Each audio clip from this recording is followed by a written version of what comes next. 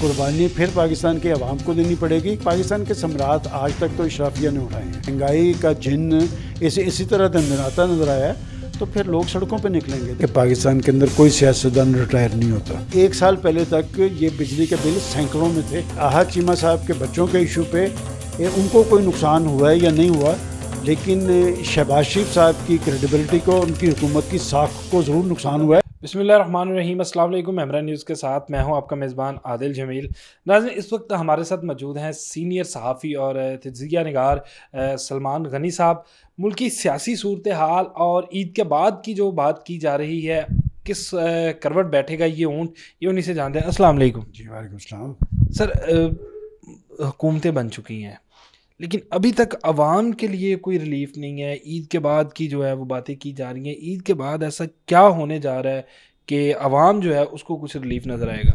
دیکھیں عادل صاحب، میں آپ سے ایک ماہ پہلے کی بات کر رہا ہوں، ابھی ایک ماہ نہیں ہوا یہ حکومتیں بنے ہوئے۔ آپ ساری لیڈرشپ کے بیانات اٹھا کے دیکھ لیں، سب مہنگائی میں ریلیف کی بات کر رہے تھے۔ اپنا وزن پاکستان کے مسائل زدہ، مہنگائی زدہ عوام کے پلڑے میں ڈال رہے تھے۔ میرا آپ سے کویسچن یہ ہے کہ اس وقت کوئی ایک بندے کا نام بتا دیں، کسی ایک سیاستدان کا نام بتا دیں، کسی ایک حکمران کا نام بتا دیں جو یہ کہہ رہا ہو کہ ہمیں عوام کی فکر ہے، ہم عوام کے لیے ریلیف کا بندوبست کریں گے۔ میرا نہیں خیال ایسی بات ہے، اور عید کے بعد بھی مجھے کوئی اچھی توقعات نہیں ہیں۔ دیکھیں، یہ تو ایک مشکل دور ہے۔ دیکھنا یہ ہے کہ پاکستان کو اس مشکل صورتحال سے نکالنے میں قربانی پھر پاکستان کے عوام کو دینی پڑے گی، یا جس طرح شہباز شریف صاحب کہتے نظر آ رہے ہیں کہ اب قربانی جو ہے پاکستان کی اشرافیہ کو دینی ہوگی۔ دیکھیں، پاکستان کے ثمرات آج تک تو اشرافیہ نے اٹھائے ہیں۔ پاکستان کے عوام تو مسائل کی آگ میں جلتے رہے ہیں، اور عوام کا ایک بڑا پلس پوائنٹ یہ ہے کہ وہ ہمیشہ اپنی امیدیں اور توقعات سیاستدانوں سے لگاتے ہیں، حکمرانوں سے لگاتے ہیں، اور وہ اسی وجہ سے جا کے انہیں ووٹ دے کے آتے ہیں۔ لیکن حکمران اور سیاستدان کیا لوگوں کے اعتماد پر پورا اتر پاتے ہیں؟ مایوسی تب پیدا ہوتی ہے۔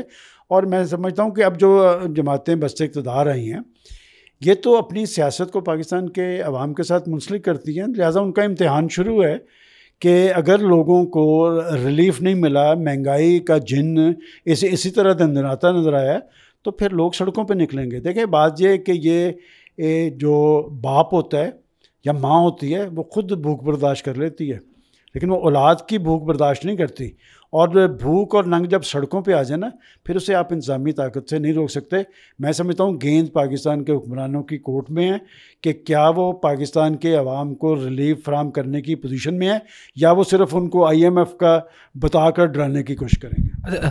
سر، الیکشن سے پہلے کی اگر بات کی جائے تو بڑے دعوے کیے جاتے تھے، باتیں ہو گئی اور سیٹیں جیتنے کی، میاں صاحب آئے، یقین دہانی کروائی گئی، سب کچھ اس طرح کا۔ اس کے بعد میاں صاحب ایک دم خاموش، اور بڑے عرصے بعد کل نظر آئے ہیں کہ ایک ہاسپٹل کے اندر، ایک آپریشن کے اندر اپنا سرپرستی میں کرواتے ہوئے۔ ان کا اس طرح پیچھے چلے جانے کی وجوہات کیا ہے؟ کیا وجہ ہے کہ سیاست سے کنارہ کشی کر رہے ہیں، یا اپنا مطلوبہ ٹارگٹ جو ہے وہ نہیں حاصل کر سکتے، دل ٹوٹ گیا ہے، اب آگے جو ہے وہ شہباز شریف اور مریم نواز ہی سنبھالیں گی؟ دیکھیں، ایک بات تو آپ کلیئر ہو جائیں کہ پاکستان کے اندر کوئی سیاستدان ریٹائر نہیں ہوتا، جس طرح جرنلسٹ ریٹائر نہیں ہوتا۔ تو یہ بات تو آپ چھوڑ دیں۔ جہاں تک آپ نے نواز شریف صاحب کی بات کی ہے کہ نواز شریف صاحب پاکستان کی بڑی سیاسی حقیقت ہیں، وہ جاتی عمرہ میں بیٹھے ہیں، وہ اپنا ایک رول ادا کریں گے، مجھے نظر آ رہا ہے۔ اس لیے کہ یہ حکومتیں جو ہیں، یہ پارٹی بھی ان کے نام پہ، مسلم لیگ نون میں این جو ہے نواز شریف کا ہے، پارٹی بھی ان کی ہے، مقبولیت بھی ان کی ہے، سیاستدان بھی وہ ہیں۔ تو پنجاب میں ان کی بیٹی کی حکومت ہے، مرکز میں ان کے بھائی کی حکومت ہے، اور وعدے ان کے یہی تھے کہ جی وہ ریلیف فراہم کریں گے۔ اور انہوں نے کچھ روز پہلے، اگر آپ کو یاد ہو، تو انہوں نے یہ بات کہہ دی ہے کہ یہ بجلی اور گیس کے بل آپ لوگوں کو IMF نہ بتائیں، ان کو ریلیف فراہم کریں۔ تو میرا خیال ہے کہ ابھی لوگ دیکھ رہے ہیں، ابھی ایک امید اور آس ہے الیکٹڈ حکومت سے کہ کیا الیکٹڈ حکومت ریلیف کا بندوبست کر پائے گی، ان کے زخموں پہ مرہم رکھے گی، ان کی مایوسیوں کو امید میں تبدیل کر پائے گی۔ میرا خیال ہے آنے والے چند ماہ جو ہیں امپورٹنٹ ہیں، اور اس میں حکومت کو فیصلہ کرنا پڑے گا. اس دفعہ جو ہے قربانی پاکستان کی اشرافیہ کو دینی پڑے گی, اور یہ نعروں سے نہیں, یہ دعووں سے نہیں, یہ عملاً نظر آئے گا تو لوگ مطمئن ہوں گے, نہیں تو لوگ سڑکوں پہ آ جائیں گے. آپ نے بات کی کہ اشرفیہ کو جو ہے وہ اشرافیہ کو قربانی دینی پڑے گی, لیکن احد چیمہ صاحب نے تو قربانی پھر کسی اور طریقے سے ہی ہو گئی ہے کہ ایک پرنسپل کی قربانی کہہ لیں. پاکستان کے میڈیا کا ایک بڑا کریڈٹ ہے کہ انہوں نے احد چیمہ صاحب کے بچوں کا مسئلہ, احد چیمہ صاحب کو اپنے بچے نظر آ رہے تھے, ان کی فیسیں نظر آ رہی تھی, اور احد چیمہ صاحب کے لیے وہ فیس دینا بڑا مسئلہ نہیں تھا. میں سمجھتا ہوں کہ احد چیمہ صاحب کے بچوں کے ایشو پہ ان کو کوئی نقصان ہوا ہے یا نہیں ہوا, لیکن شہباز شریف صاحب کی کریڈیبلٹی کو, ان کی حکومت کی ساکھ کو ضرور نقصان ہوا ہے, اس لیے کہ ان کی حکومت میں وہ وزیر ہیں, اور اشرافیہ خود قربانی دینے کے لیے تیار نہیں ہے. بات یہ کہ اگر یہ ایک آخری موقع ہے ان کے پاس, اگر اشرافیہ پر قدغن نہیں لگے گی, یہ فری بجلی, فری گیس اور فری پیٹرولیم یہ سلسلہ بند نہیں ہوگا, تو پھر لوگوں کے اندر بھی ایک طوفان ہے, وہ طوفان سڑکوں پہ آئے گا تو یہ سامنا نہیں کر پائیں گے. سر آپ کہہ رہے ہیں کہ اشرافیہ کو جو ہے وہ قربانی دینی پڑے گی, لیکن آپ کو نہیں لگتا کہ مسلم لیگ نون کو باندھ کے حکومت دی گئی کہ عمران خان اندر ہیں اور زرداری صاحب کو ملا لیا, اب اگر کچھ اس طرح کا ہوتا ہے تو زرداری اور عمران خان مل کے پھر ان کے لیے کوئی خطرے کی گھنٹی؟ دیکھیں, میں آپ کو ایک دلچسپ بات بتاؤں کہ نون لیگ فیڈرل گورنمنٹ نہیں لینا چاہتی تھی اور انہیں زبردستی دی گئی, بلکہ میں یہ بتا دوں کہ انہوں نے جو حکومتیں دیتے ہیں انہوں نے کہا کہ اگر آپ نے فیڈرل گورنمنٹ نہیں لینی تو پھر پنجاب میں بھی ہم اپنا بندوبست کر لیتے ہیں. تو پھر انہیں اس صورتحال کے اندر یہ حکومت لینی پڑی, ایک مشکل صورتحال کے اندر. لیکن اگر آپ کی نیت درست ہو اور کچھ کرنے کا جذبہ ہو نا, تو پھر اپنی ذات سے آپ کام شروع کر لیں, اپنی پارٹی سے شروع کر لیں, تو معاملات درست ہو جائیں گے. بات یہ کہ جو کام کرنا ہو وہ تو ہو جاتا ہے.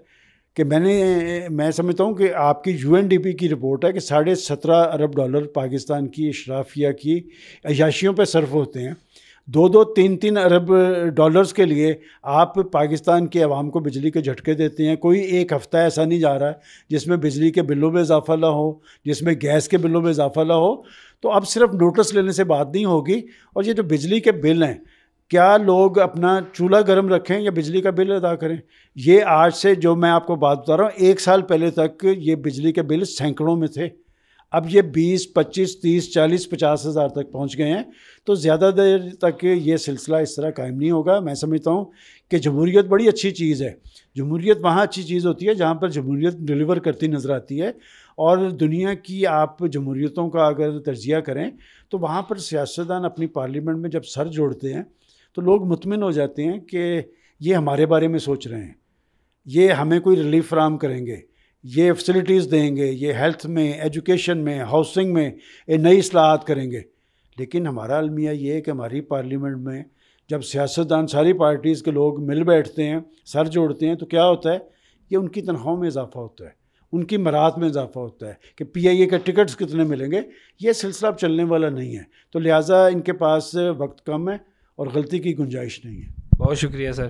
جی ناظرین, سلمان غنی صاحب کی گفتگو سنی اور ان کے مطابق یہی تھا کہ مسلم لیگ نون کے پاس اور سیاستدانوں کے پاس ایک آخری موقع ہے, اور جس طرح کے دعوے کیے گئے کہ اشرافیہ کو جو ہے وہ قربانی دینی ہوگی اور ان کو ہی قربان کیا جائے تاکہ جو ہمارا نیچے والا طبقہ ہے اس کو کچھ سکھ کا سانس مل سکے. اور یہی امید کے ساتھ ہم آپ سے اجازت چاہیں گے کہ آنے والا وقت جو ہے وہ پاکستانیوں کے لیے آسان ہوگا اور کچھ ریلیف جو ہے اس عوام کو ملے گا. اس کے ساتھ ہی مجھے دیجیے اجازت. اللہ نے کے بعد.